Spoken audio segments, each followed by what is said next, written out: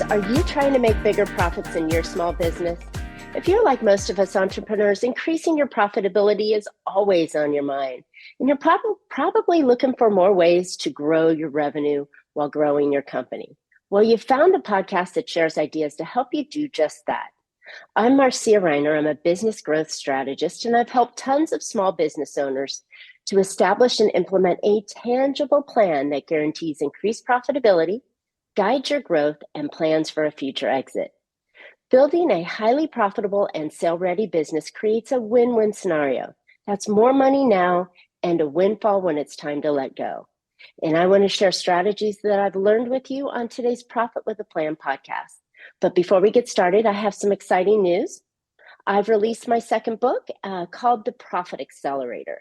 And I'm looking for a few business owners to interview about how my book's 12 strategies would impact your industry. Go download my book and let me know if you'd like to be interviewed. It's available for free only for the next few weeks while I'm interviewing business owners. I'm confident that these strategies can help any business increase their revenue, profit, and the value of their company without having to pay for additional advertising or marketing. Go pick up your copy at trajectoryprofits.com/book-download. All right, my guest here is Jim Heininger, and he is known as the Rebrand Man. He leads the efforts of the Rebranding Experts, which he founded in 2017 after 30 years of business and brand strategy experience for companies like Procter & Gamble, McDonald's, Anheuser-Busch, and others. Rebranding Experts are purposefully designed to be the only agency with the comprehensive services necessary to rebrand organizations. It starts from a fundamentally different viewpoint than traditional branding firms that see rebranding as a marketing strategy. His team believes that rebranding should be a strategic growth accelerator. I love it. He's even putting my book in there. Creating a forward-facing organization ready to grasp new opportunities. It's a jetpack to your success. Jim has designed the methodologies used by the firm and merged many disciplines necessary for successful branding, including research, brand strategy and planning, creative naming, design identity, corporate and leadership communications, change management, employee engagement, and internal marketing. So Jim coaches CEOs through the rebranding process, aligning their executive team and helping them to execute complete name change and new customer promises. He regularly speaks at national conferences and is a frequent contributor to Forbes.com on the topic of rebranding. Wow, Jim, you gave me a lot there, but you know what? It was right on point for exactly who you are. And it's given our listeners an idea of why they need to think about rebranding. So welcome to the show. I'm so excited to have you on. Marcia, it's nice to join you. Thank you. Okay, so we heard your story, right? But there's always something else that drew you into branding. What pulled you in that direction? I think I like to lift other people's voices up and help them better communicate to their stakeholders, their customers. And branding is a key element of all that. The ability to kind of really say what it is that differentiates you, makes you better in the market than other choices. You know, that's exactly what businesses need to be focusing on all the time, because competition and our attention spans are so short these days with the fire hose treatment that we're getting from businesses out there, that we have to do that. We have to separate ourselves and be attractive to that ideal client. So I'm glad you're here today. Right. All right, so let me ask you a question. Why would a company want to rebrand? So let me start out with kind of branding, and then we can merge into rebranding. Perfect. So if you think about it, as I just kind of said, branding is about differentiating yourself in the marketplace. It's building a collection of thoughts and images and associations and experiences with your brand that makes it a shortcut for consumers or customers to choose you over a competitor, just as you said, because it's a crazy environment out there. There's way too much information, way too much communication. So a brand is a shortcut. If that shortcut isn't getting the customer to you fast enough, then you might need to rebrand. You might need to step back and evaluate your brand, determine if it's working hard enough for you, if it's still relevant today from when you created it years ago, maybe when you launched your business. And rebranding is a possibility then. And that would be really refreshing and updating your brand to make sure that it's relevant in today's marketplace and for years to come, and that it really seeks to differentiate you. It really puts you out there different from other competitors. Because again, it's a shortcut. So if it's not giving that really strong, compelling reason why to choose you, then you need to look at something like rebranding. Love it. And if I'm correct, rebranding doesn't have to be, the total refresh of everything, colors, design, everything, so you look like a different person. It's not like you go in or at least for the ladies, you go in with dark hair and you come out with blonde hair, right? But it could be the messaging. It could be minute changes. It could be a warmer color or an attractive, even your market you're going into. And I think that's what scares people when they're like, rebrand, that means I've got to redo everything. And it's not, right? Well, we always like to say there are kind of three possible routes you can go, and there's lots of room in between those three, but one of them is the refresh. So that's the makeover of your physical identity. So that might be changing your logo, your color palette. It's a makeover. It's a visual makeover. And you see organizations do that all the time. Quite honestly, it's not as big of an adjustment for your customers to just see a new logo and different colors on your websites and your collateral materials. The second would be repositioning, and that's when you really are seeking to attract a new or an additional target customer. And you need to tell your story now in a broader way that's going to appeal to that group as well, too. You see a lot of organizations doing this. I think probably one of the biggest ones that everybody in our industry is watching right now is what Victoria's Secret did. So, along the angels and the fashion shows and so forth that were just not relevant to women today, and they didn't want it anymore. They weren't going to have it. So Victoria's Secret repositioned itself and is now much more inclusive and has brand ambassadors that even include Megan Rapinoe, the soccer star. So they kept the same name, they kept the same logo, I think, but then they really just kind of repositioned themselves to attract new audience. Or you can do what we would call a full rebrand, which would be where you go back to the core of who you are, you change your customer promise, you even change the name of your organization, and then you do all the visual makeover on top of that. So you really are coming out of the box as an entirely new brand, and you're getting your customers and your prospects to make that leap with you to your new brand positioning. I love it. Perfect example of that, and I'll just kind of share a good one that everybody knows. It's kind of what Facebook did with the introduction of Meta. Now, everybody knows Facebook. Facebook was the brand and the corporate name at the same time, but they introduced Meta, and that was a new corporate brand that really was trying to clear the path for them to do more of their virtual reality products and services and so forth, and to get the whole industry to follow them there. So that's what they did with their rebranding, is kept the product name the same, but rebranded the company name. So it allowed them to go and face forward and to attract a lot of new partners in building this whole new meta universe that they're talking about. Well, interesting, because a few years back, Google did the same thing, and their parent company was Alphabet. Correct. They changed the pieces on that, including their stock logos and everything else. But I think it all comes back to, is this shortcut working? And if it's not working, then something needs to change.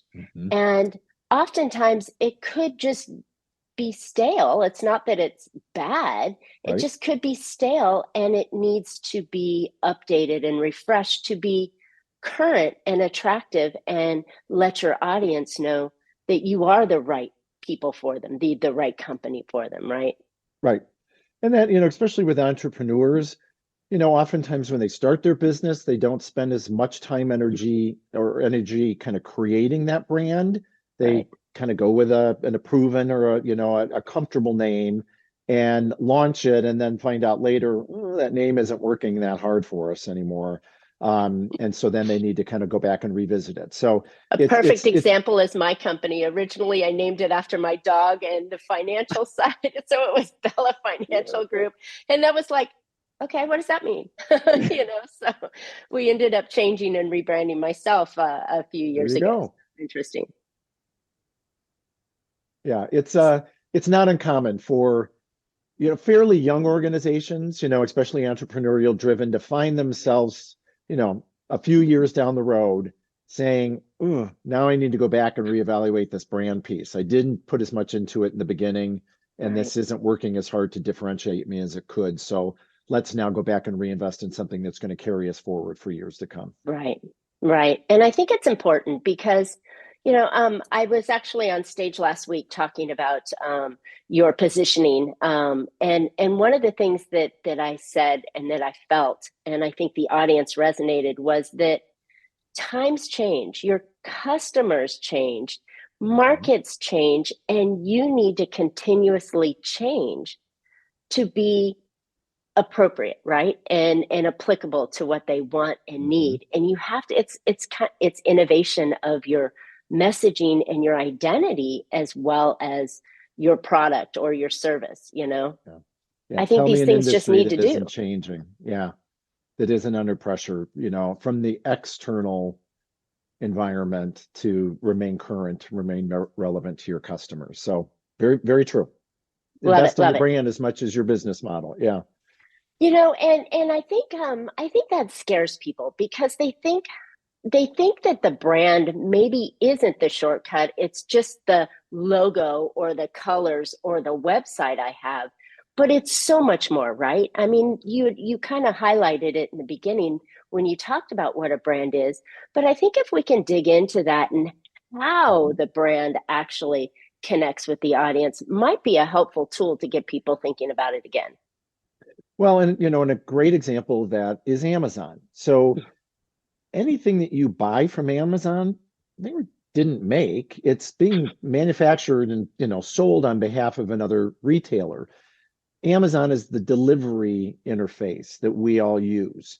And so when we think of Amazon, we think of, certainly price, but we think of ease of use, convenience, reliability. It tells you when it's coming. It arrives at your front door. You get a picture that it's, sitting out there waiting for you and so forth. That experience is very much what we now rely upon with Amazon to give us confidence in placing an order there. I don't have to go out shopping. I can have it done in 5 minutes online. So there's a perfect example of the things that you're buying are from other manufacturers, but the service, the experience is from Amazon. And so they know that if they can deliver on that on a regular basis, that's going to create a very positive association of getting people to come back and want to use Amazon again and again. I love it. I love it. And it is important that you understand what your lane is, right? In your business so that you can capitalize upon the service, because Amazon used to be a bookseller, right? Right. It was a college bookseller that evolved into selling other things because they had the software, and then they created the distribution center to get it out to you quickly. Um, Yep. Gosh, I can remember just a few years ago when people were uncomfortable putting their credit card in on the internet. No, that's Yikes, all we right? do practically. Exactly. So the innovation that comes with it. So how does a company really truly stay in front of their clients using branding? So, so the most important thing is you need to be in touch with them. You need to be talking regularly to your customers, formal research or informal, just as to how they perceive you and Mm, how they think you are perceived out in the marketplace. It's okay to ask them that because I think there's some really valuable insights that they'll share. And being asked is a compliment, that your opinion is valuable. So by continually doing that, you're going to gain some really good insights in terms of whether your brand is working for you or not. There's all sorts of other, tools, especially in the online space now, that you can monitor your online presence, your, obviously your traffic to your website, where it's coming from, your social media presence, how does it compare to competitors and so forth, that will give you, kind of further insight into that whole thing. But I always believe it's the words from your customer that are going to be the most valuable. In fact, if we rebrand an organization, the very first thing we do is go out and talk to their customers and say, so what do you think of them? What do they do that no one else is able to do? What are you, most proud of them in terms of the way you interact with them? And they will give you some really valuable insights that will help you determine if your current brand is on point or needs some further study. So that's interesting, because again, I think I'm like many out there that think the branding is the imaging, right? Is the logo, is the colors and so on, but it's not. Because if you're asking your customers what they're so proud of the company for and why they continue to use it, that doesn't normally correlate into, at least A for logo. me, for the brand, right? Yeah. It's the experience. It's the experience they have with you as a whole.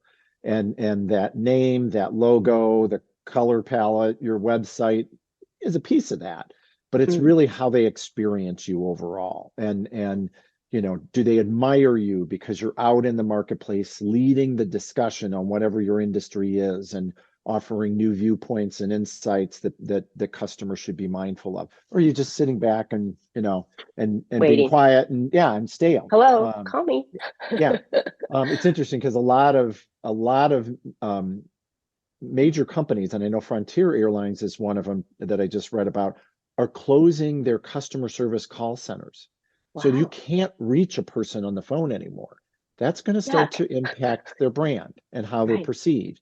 Is if you have to solve every single issue that you have online, that's going to lose a lot of people. So just kind of watch to see what happens to their brand.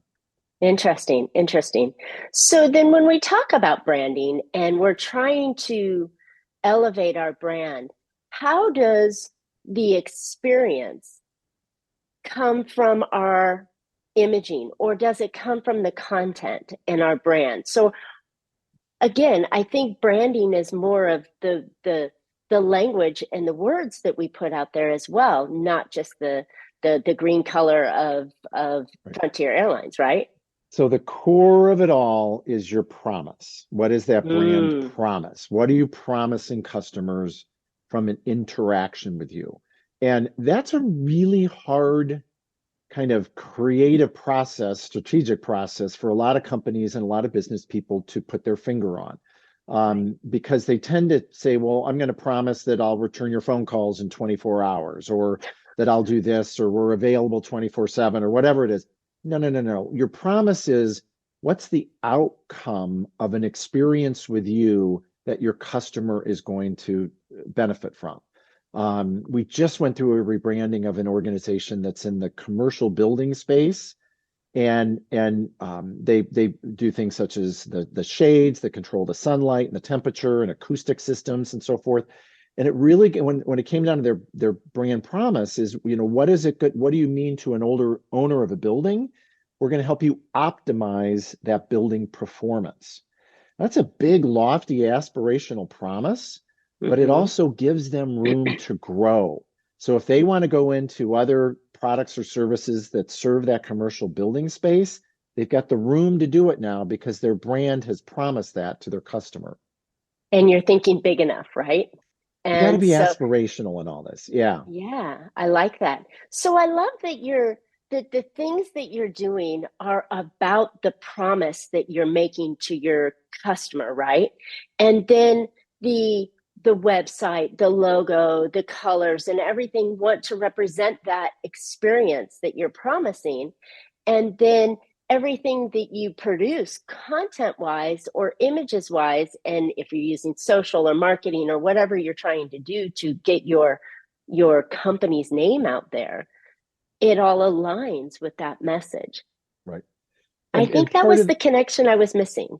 Okay. And part of that branding process or rebranding and going back and rediscovering who you are is, what is your personality as a company?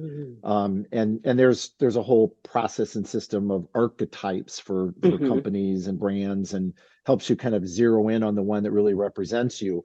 But we went through a rebranding recently of a company that as we gathered all this insight, it really became clear they were part of this rebel personality. They weren't satisfied with the status quo.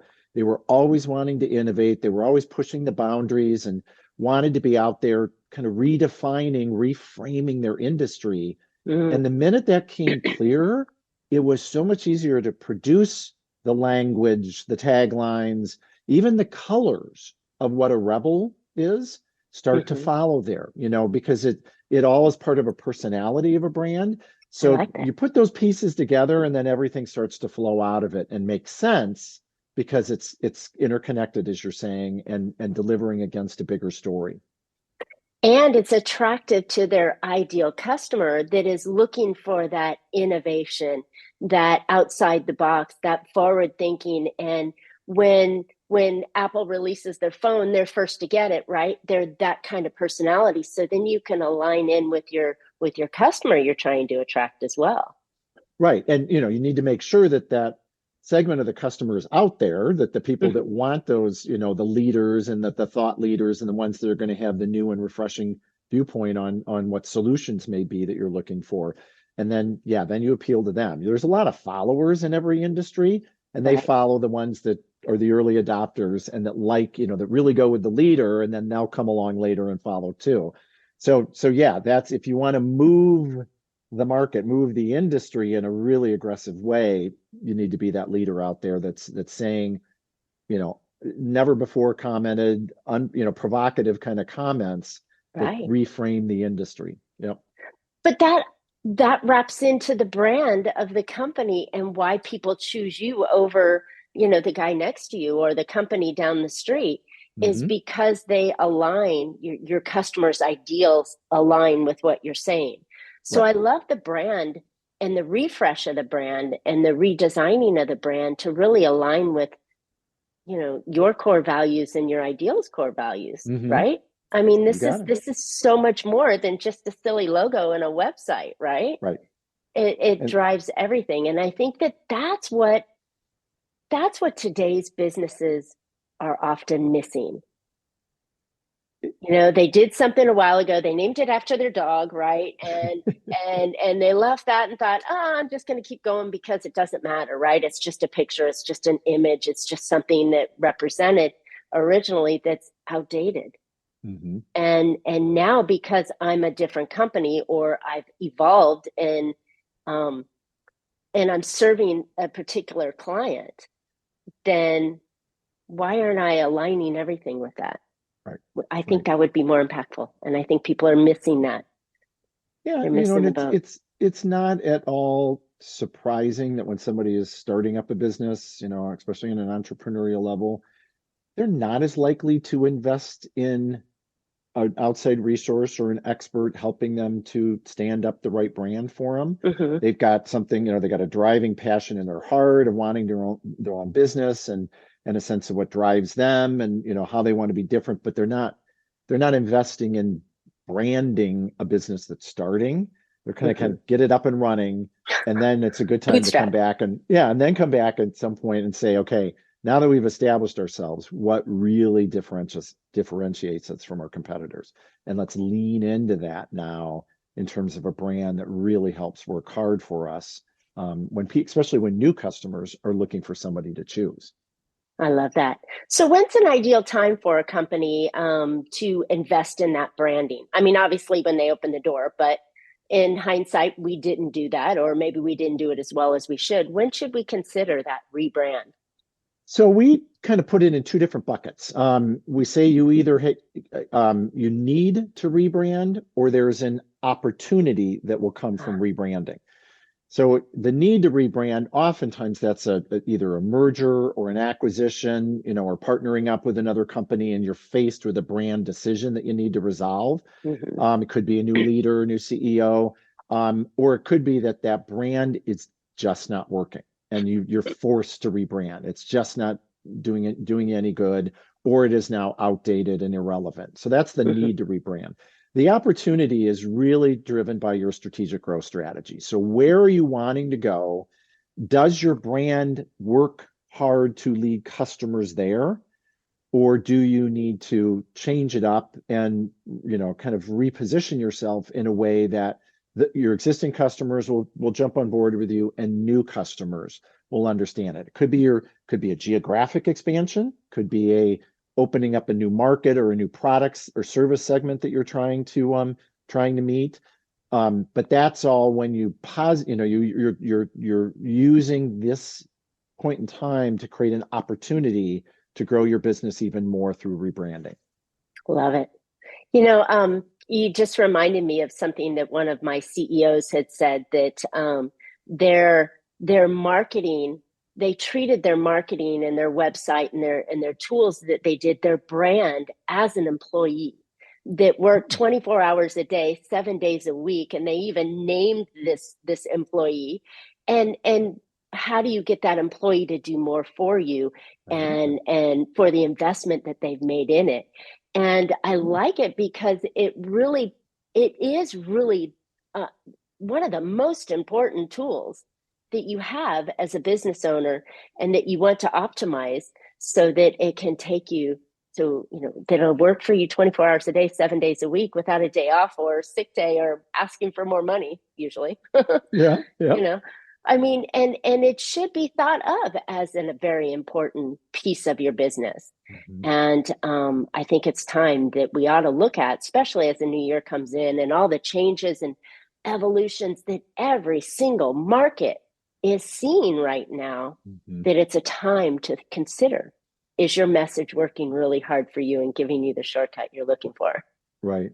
And you should no matter if you're what size you are, you should always have some kind of mechanism or process for gaining insight into your brand, whether it's talking to customers on a regular basis, whether it's the online monitoring, or even formal research on how people perceive your brand.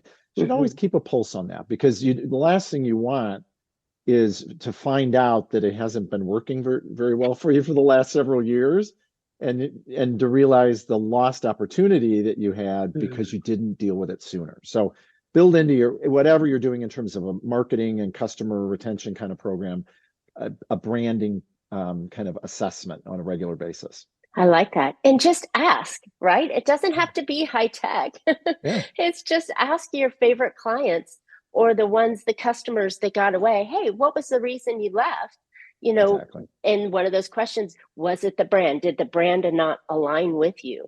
And I think that that's a really valuable tool that we often forget, is ask. Yeah. Talk to ask. people. Yeah. Simple, keep it simple, sister. Yep. Find the ways to improve, and with business, we've got to constantly be innovative. I've said it plenty of times here, and I think you're on point with the rebranding style and how to refresh it.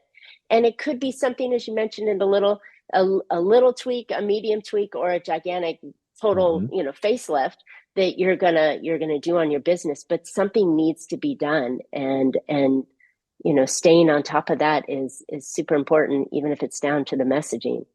Right. So, okay, Jim, if we were to say one thing that is the most impactful part of our branding, and I think I know what it is, what would you say that piece would be as part of the brand that people should look at quickly?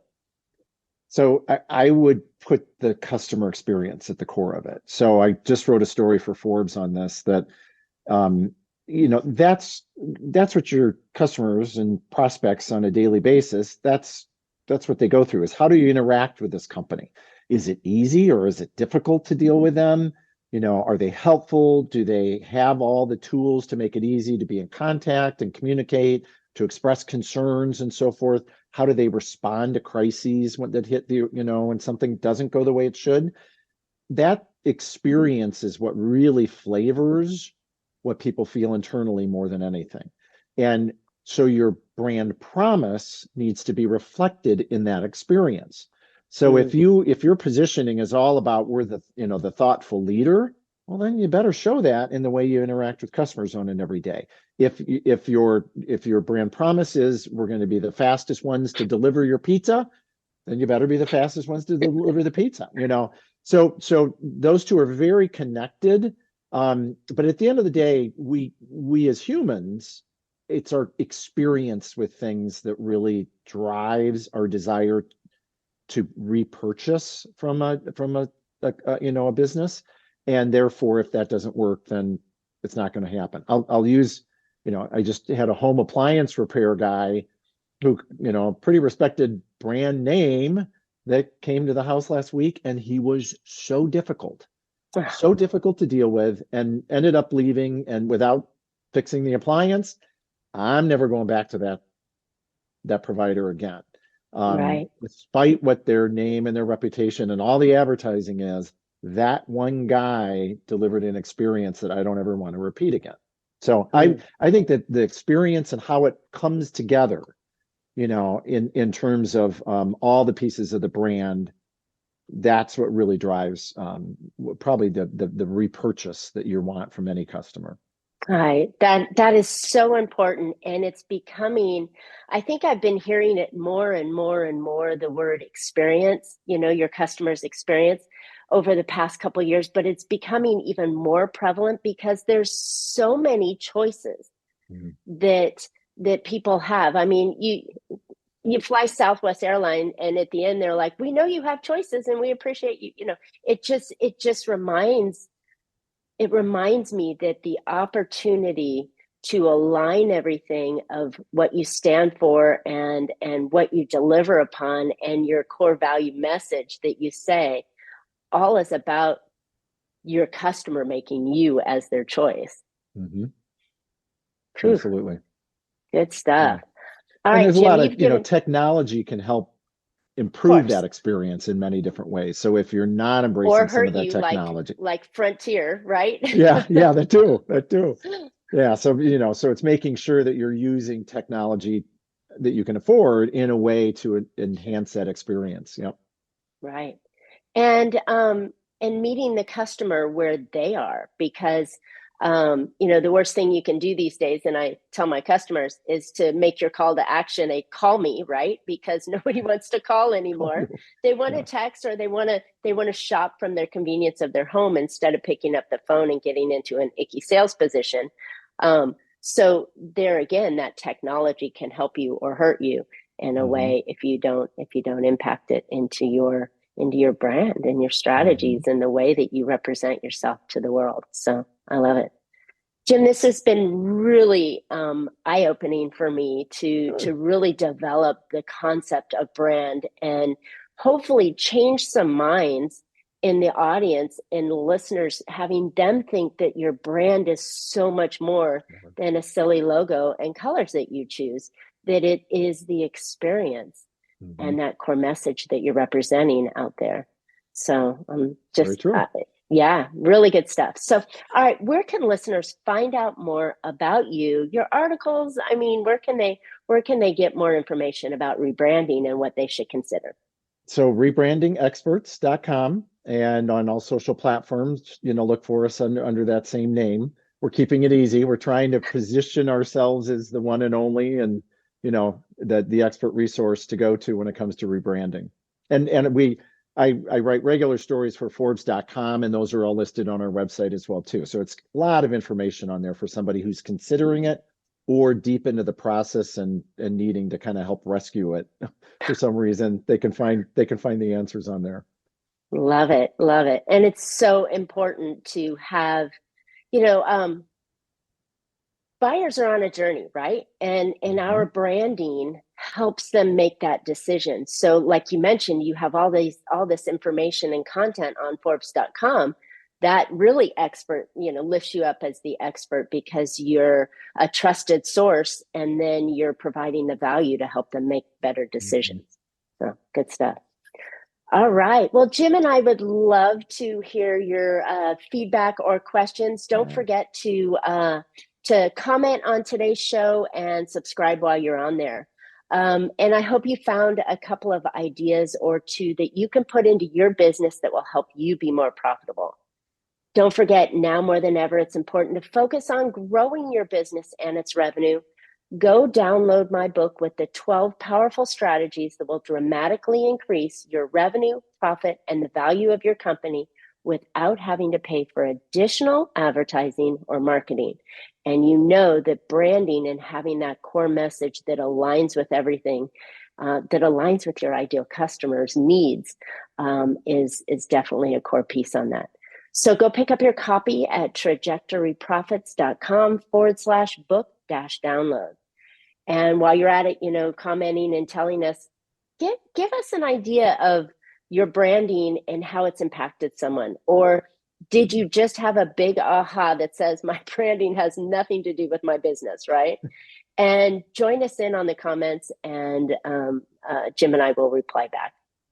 And as always, you can catch Profit with a Plan on any of your favorite podcast players. And we're looking forward to more great profitable information on next week's show. So until then, make your plans and profit with them. Thanks so much, Jim. Thanks, Marcia.